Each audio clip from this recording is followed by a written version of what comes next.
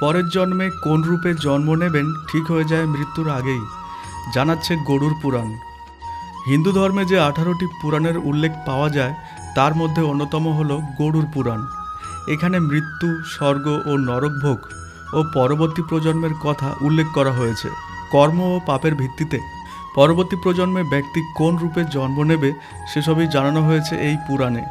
এই পুরাণে শ্রাদ্ধ, তর্পণ, মুক্তির উপায় ইত্যাদির বিস্তৃত বর্ণনা রয়েছে।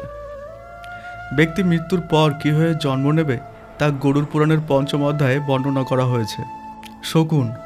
গরুড় পুরাণে বলা হয়েছে যে ব্যক্তি বন্ধুকে প্রতারিত করে ঠকায় তারা পাহাড়ে বসবাসকারী শকুন হয়ে জন্মগ্রহণ করে। পেট ভরার জন্য তখন তারা মৃত প্রাণী ভক্ষণ করে, কুকুর বা গাধা।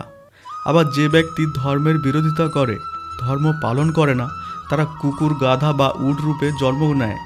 আবার এই জন্মে যারা কোনো নারীকে হত্যা করে তারা পরবর্তী জন্মে কুষ্ঠরোগী হয়ে জন্মায়। গাধা, শকুন, শেয়াল।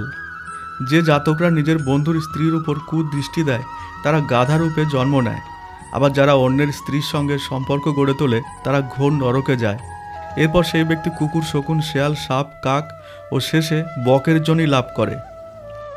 বাদুড়। আবার বিয়ের পরেও যে স্ত্রীরা অনৈতিক সম্পর্কে জড়ায় তারা পরবর্তী প্রজন্মে বাদুড় হয়ে জন্মগ্রহণ করে।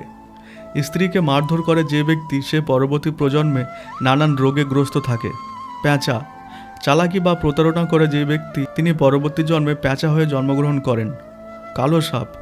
এই জন্মে কোনো ব্যক্তি বিষ পান করে আত্মহত্যা করলে তারা পর্বতের কালো সাপ হয়ে জন্ম নেন।